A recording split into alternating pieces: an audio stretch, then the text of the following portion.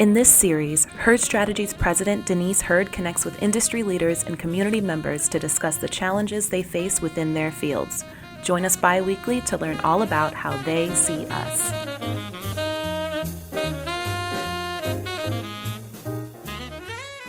Hello, my name is Denise Herd, and welcome to another episode of How They See Us. Happy Black History Month! If you're just tuning in for the first time, thank you so much for joining us. If you are a returning listener, thank you for your continuous support. For those of you who don't know, How They See Us is a series where we invite industry leaders to discuss how they navigate public perception challenges within their fields. In today's episode, we will be joined by expert historians, Dr. Charlene Fletcher, and my own sister, Dr. Dawn Herd Clark, to talk about the history of Black history and the importance of knowing it. I have personally had the pleasure of listening to these two talk, and let me tell you something, you are in for a real treat. The passion that these two have for African American history, for Black history, and the work that they do to preserve our history is so captivating. So, Dr. Fletcher, thank you for coming to the studio today. Thank you for having me. Absolutely. Oh, sidebar, if you are a regular listener, you know Dr. Fletcher's been here before, and you know she don't act right. So I'm going to need all of us to work together to keep this going down the path because she's very passionate about her work. And like I said, she don't act right sometimes, but you know, we're going to get the story about Black history out of her today. And then also joining us via StreamYard, streaming in all the way from Florida, we have my sister, Dr. Dawn Herd Clark. Hey, Dawn. Hello. How are you? I'm good, thank you. So, Dawn, I'm going to let you introduce yourself and tell a little bit about yourselves. But Dawn is really like I really am smart, but she's a real smart one out of the D&D duo. So I'm really looking forward and glad that she's here with us today. So, Dr. Fletcher, I'm going to start with you. Tell us a little bit about yourself. Well, thank you for having me. You're Number welcome. one, my name is Charlene Fletcher. I am a historian of the 19th century, African American people, specifically Black women, but also a historian of crime and confinement. And I focus on the U.S. South. As well as I have a transnational approach, and I look at Italian migration as well with my newer project. But I am assistant professor of history at Butler University, and I am also a community scholar in the Center for Africana Studies and Culture at Indiana University, Indianapolis. Is that what it's called this week? UBUI, yeah. No, it's. Did it change? It changed. It's IU Indianapolis. Mm-hmm. Thank you, Dr. Fletcher. So I know I get it. Whatever's on your paycheck, that's what you call it. Okay. Exactly. Okay. I don't know. Okay. They changed their name. They did. So Dawn, tell us a little bit about yourself. My name is Dawn Herd Clark, and I teach history at Hillsborough Community College in Tampa, Florida, specifically the Ybor City campus. I did my research for my dissertation on Reconstruction, and my research has evolved into studying rural African Americans, especially in the state of Georgia. So most of my research is centered on Georgia. I also participate, I'm a historian with the city of Tampa for a project they have called Soul Walk, and they have an African American history, arts, and cultural trail, and I actually happen to write on sports history. That's awesome. So, see, I told you she was smart. So anyway, so as you all know, and you all corrected me before we got started, we're celebrating Black History Month, and that's why we're doing this broadcast during the month of February, or this podcast during the month of February. But we really celebrate Black history this year, 366 days, as you all corrected me that it is a leap year. So in your words, why do you think the study of African American history is so important and relevant to everyone? And either of you all can start with that one. Well, Dr. Fletcher, I'll go ahead and start. Mm-hmm. That's okay with you? Absolutely. I think, or what I know, is that African American history is American history. And how can you talk about the history of a nation excluding people? And so it's relevant to everyone's lives. the contributions of African Americans to the United States of America, America would not be where it is now without the contributions of African Americans. And so when you talk about American history, you need to be inclusive. And part of being inclusive is including the contributions of people of African descent. That makes sense. Thank you for that. Thank you. Black history, African American history is American history. You're absolutely right. Dr. Fletcher, do you want to add to that a little bit? I completely agree with my dear friend Dawn. I think it's even more important that we give attention to Black history, especially in 2024, simply because it's under attack. Yeah. There are, and Indiana's one of those spaces. I think Florida takes the lead in the attention that it's getting with attempting to not just water down Black history, but to completely eliminate yes. and to say things such as, well, our ancestors weren't enslaved. It was, beneficial for them to engage in this kind of labor, and all of this type of foolishness really eliminates. It erases the stories. It erases the legacies of our people. And again, as Dawn said, you cannot talk about this country and not talk about the oppression, but also the triumphs and the things we have created in this space, things that the world benefits from. Right. And so I think that if anything, even more so in 2024, it's even more important because there are concentrated efforts to eradicate our history. Yep, I agree. What you just said actually takes us into the next question that I have for you all, because there have been a lot of key moments in our history or movements even in our history that have been led by African Americans. And so I would love to hear from you all some of those key moments in time that you feel as though have had a very profound impact on our nation or even the world. I'd love to talk about that a little bit. Well, an aspect that I would talk about, and unfortunately it's negative, but I think it helps people understand the true African American experience. When you talk about the 13th Amendment and slavery being abolished in 1865, a lot of folks are like, well, slavery ended in 1865, why do Black people have complaints? However, if you look at the African American experience from Reconstruction on, from Black codes, even to Black men getting the right to vote with the 15th Amendment in 1870,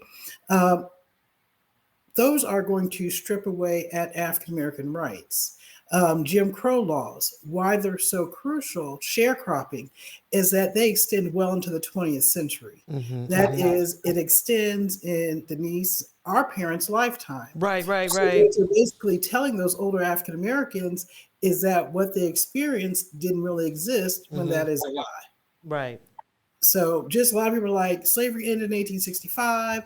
I don't know why Black people complain, but let's look at what really happened and how those laws are implemented in Reconstruction or shortly thereafter extend well into the 20th century that impact African Americans financially, socially, politically. Well, Dawn, even like the Voting Rights Act of 1965, we know some people in our family that were born that year. So that means that there are people that we know that, were born the year, like our parents weren't, when they got married, our parents could not vote. They could not vote until I was walking the earth. So that's crazy to me. Yes. Absolutely crazy. So that's right. You are right. It's also worth mentioning that the Voting Rights Act of 1965 has to consistently be reauthorized. Which makes no sense to me whatsoever. Every couple of years, I got to come and ask you, can I go vote? Can I? And then that's why people get mad when these people don't vote. It's like, do you understand that we have to renew this every couple of years? And y'all acting crazy not going to vote? Yes, but it's constantly under attack. Right. They're attempting to chip away at it, to have quote unquote free and fair elections. I use that in quotation marks. Right, right. Well, Dawn, I even remember that time that you lost your wallet and your driver's license and all the hoops we had to jump through to validate your identity so that you could get a new driver's license. Remember that? Remember that all that stuff, the downloads I had to do, all the searches I had to do to prove all of the residences that you had held for like maybe a 10 or 15-year time period. Yes. That's ridiculous. That's ridiculous. Is there anything else that you feel that well, let me ask this question instead, because we talked about some of the movements or things that have impacted our history. But let me ask you all something about, do you feel as though there are aspects of Black history or African American history that have been overlooked over the years? What are we missing? What are we not talking about that we need to raise attention to? All of it. All of it. I think that it's important to note when you're looking at the historiography. So this, how the field has changed. Right. Who's researching what? Who's talking about what? Those kinds of things. When we look at Black history and we look at the histories of Black women, Black women's history doesn't really become a subfield of the larger until the 1980s, with folks like Darlene Clark Hine and Deborah Gray White.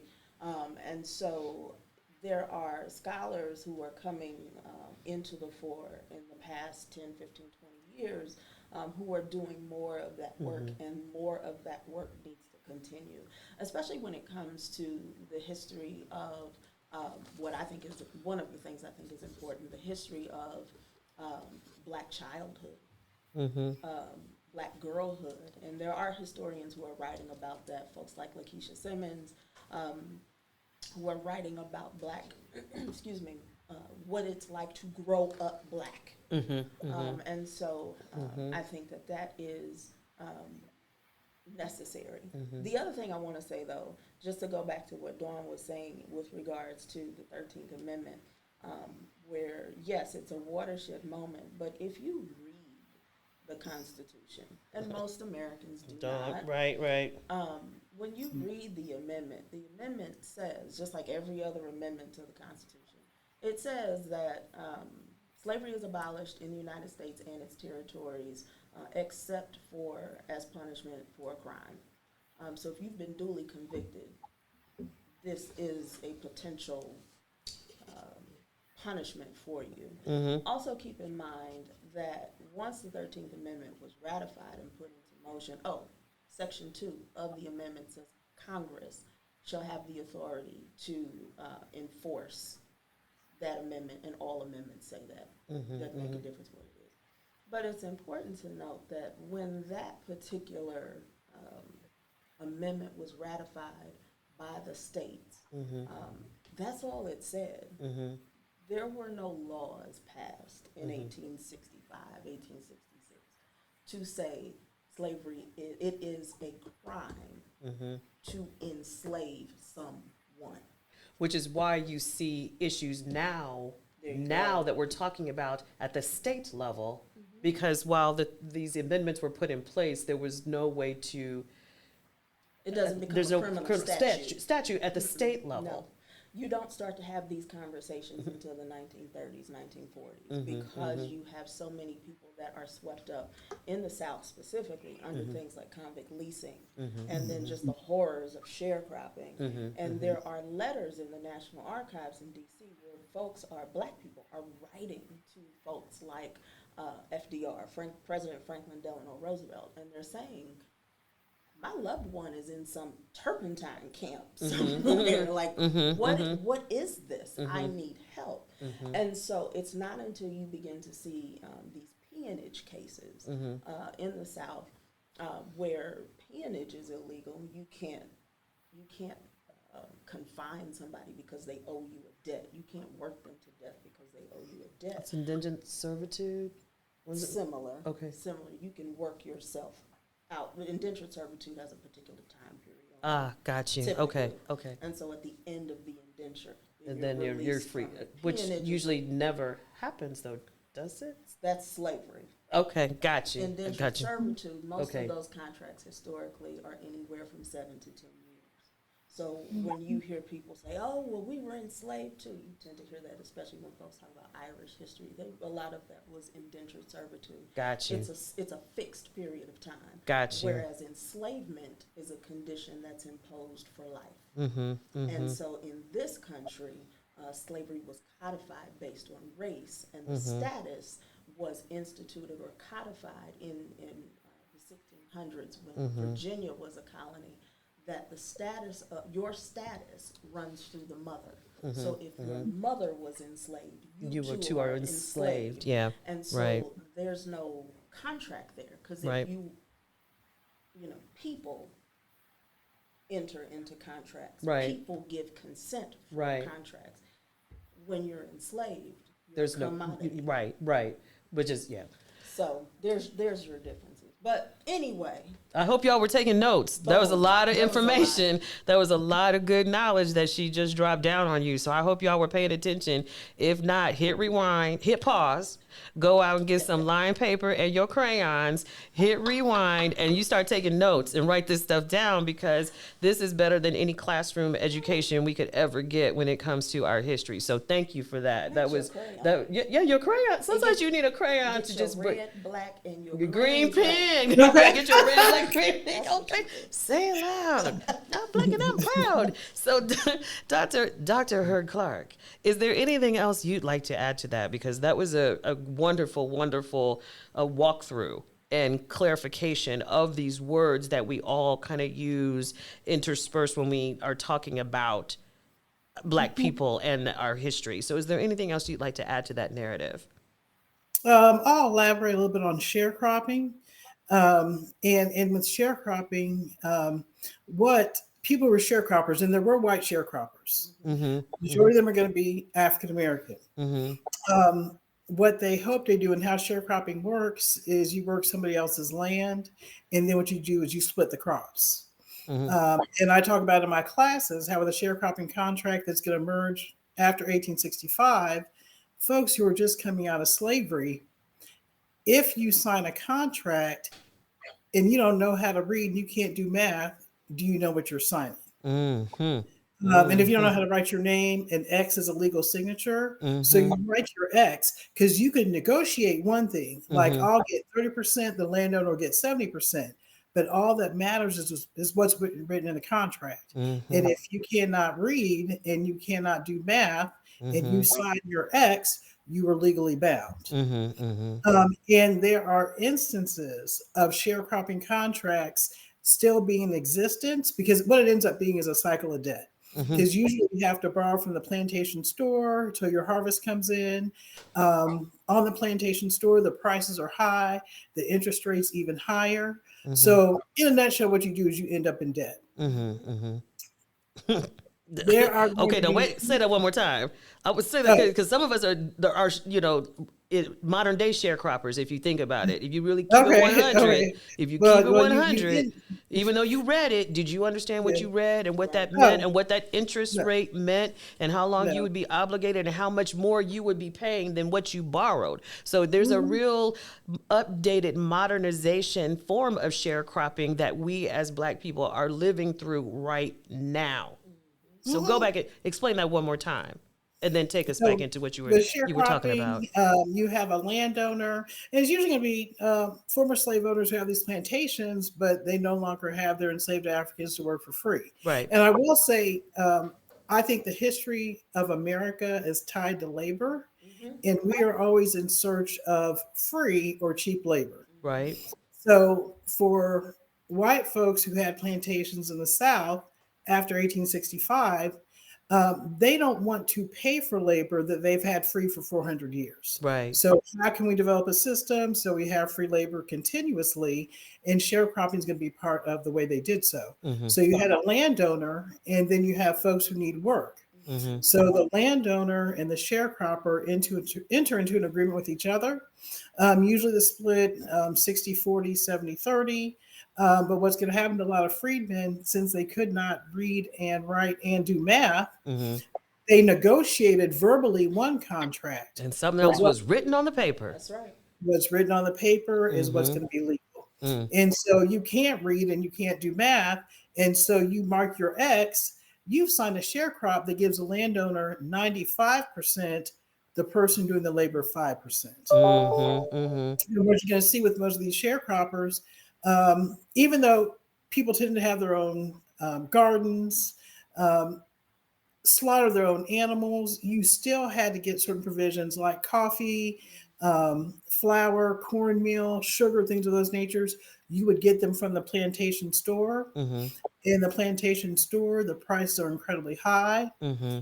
The interest rate is going to be even higher. So Mm-hmm. it's going to be designed to Mm-hmm. keep you in debt, to Mm-hmm. keep you tied to the land so Mm-hmm. you cannot physically leave. Mm-hmm. Mm-hmm. So they still have another free or very cheap source of labor. Mm-hmm. That And the is sad now, thing about, oh, I'm sorry, go which ahead. is now quote legal because you have Yes. this contract. So now it's a legal and binding relationship that has been established. And some of these sharecropping contracts, even though they became illegal, Mm-hmm. still appearing now. This is going to be rural areas. I mean, really, really rural areas, Mm-hmm. Mm-hmm. as late as the 1960s, early 1970s. Mm-hmm. Because as a landowner, going to tell you they're violating your civil rights. No, of course not, because I'm getting my labor for free. I'm not. Come on now. It's private. Right, Exactly. yeah. Like, you're not going to cut into my pocket? No, absolutely not. Absolutely not.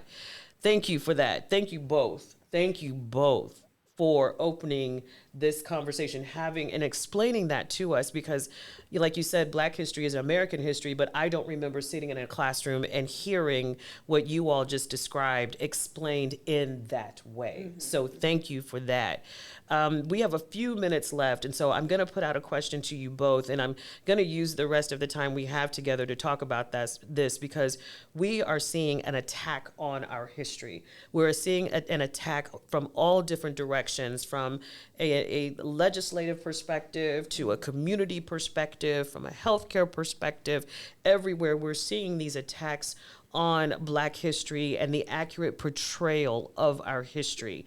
And so, as history professors and as Black women with families and children and relatives, how do you all ensure there is a fair and accurate portrayal of American history when we see laws being put in effect that actually are saying that there's no need or it's not real, it's a fallacy? How do you make sure that your portrayal, your involvement in our community impacts social perceptions of Black history and combats these stones that are being thrown in our direction?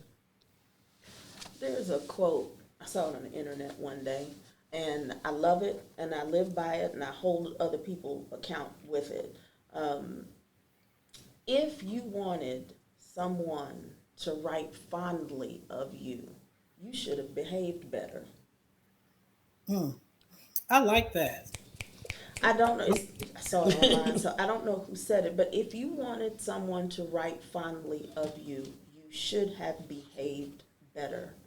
And that's what history is. No matter what you did, typically we can find some sort of account of it Right. in the archive. Right. And not just archives, people tend to think historians only play with old papers and old books. I used to think that all the time. No, because we it wasn't use- my thing. I know. I know, But but it's like dull, But it's really But not. it's not. It's not. I know. If I you know. read I know. what's on the paper. It's that part, the reading part. I understand. I know. understand.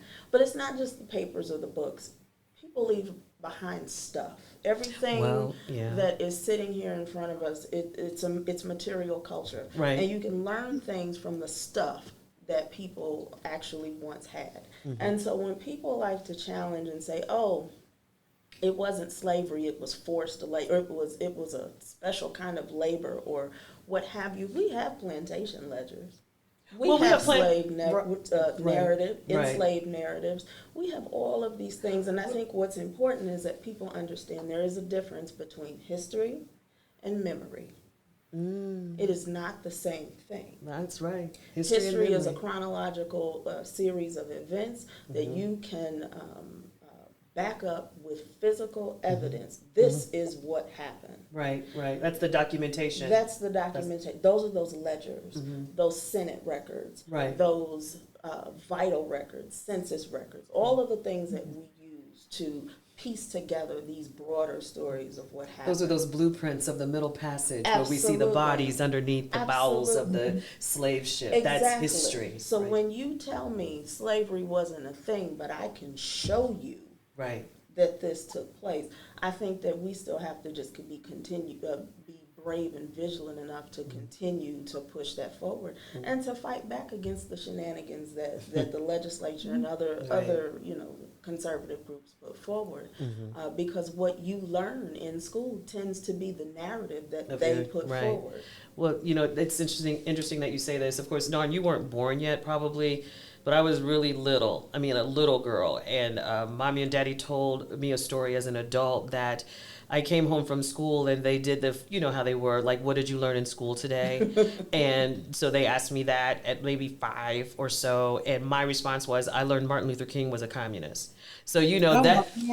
I'm Okay. sorry. I'm like, wow. And so, mommy wasn't having that. So, off to school, we went the next day where, she got that corrected. But you're absolutely right. The things that we tell people or we teach or try and create a narrative for that are just, outrageous is swimming amongst us, every day of our lives. And so, Donna what's up? But that's fascinating right in and of itself. No kidding. But that's in 2014, you'd think that Dr. King was next to Jesus with the way that the memory is put forward. Exactly. But at the time, he was public enemy number one. Right. And so that's the piece that's not always taught. Exactly. History versus memory. Right. Exactly.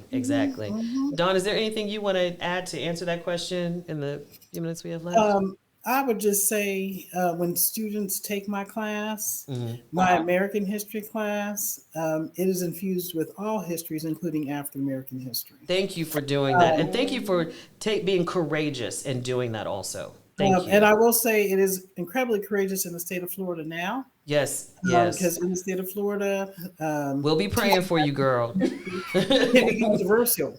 But I will say, giving credit to my students in my school, I hope they don't see this podcast and be like, we got to X this course out. I do run 2 sections of African American history every semester online, and they always make. So there is desire amongst the people, but at the state legislature level, from the governor's office, there's just interesting discussions taking place. I will say, y'all might not know this, but in the state college system in Florida, which is the 2- and 4-year colleges, not the universities, but it's moving towards the universities, they have taken sociology out of the core because it's indoctrinating people on woke theories. And so what I have a concern about is students in the Florida education system coming out not being competitive with other people around the world because they have a false narrative, or they're not going to have a complete narrative. And so when you enter into the global setting, which is where we all live and where we all work, I'm concerned our students will be at a disadvantage because they won't know. But what I will also say is because of the pushback, that's what gets me to continue doing research. Thank God. Because if you don't write the story, they will assume folks of African descent had no role. Right.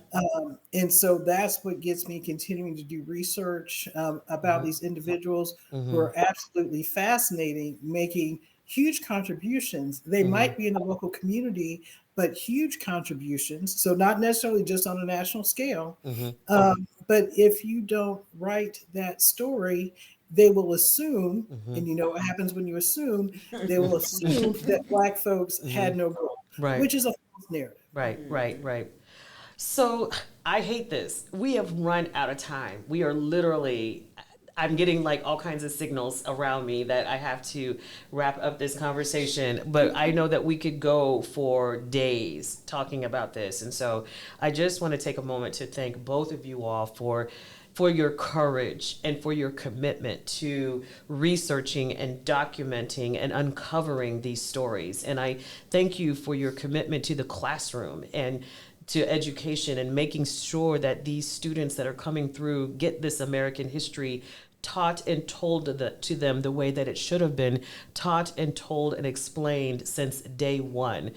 We salute you and we thank you, and we will be praying for you as you fight this courageous fight in 2 states where it is very challenging to tell these stories. You can always count on Heard Strategies and How They See Us to be behind you. If you need to come back on and talk again about the fight and we spread the word, you let us know. You always have a place here with us. So thank you, thank you, thank you. I want to thank everyone for listening. I need to also thank Kiara Santolin and Malik Harris, who are our director and producer of this podcast. They're the ones that put all this together and said, we've got to talk about this and we've got to get these two doctors, Dr. Heard Clark and Dr. Fletcher here, these amazing, amazing academicians here to talk about this, a very important topic. So thank you all for that. Thank you everyone for listening. Thank you for joining this episode of How They See Us. Don't forget to subscribe to How They See Us, our regular podcast series. We're available on all podcast platforms. And until then, until we connect again, you take care and I will see you soon. Thank you.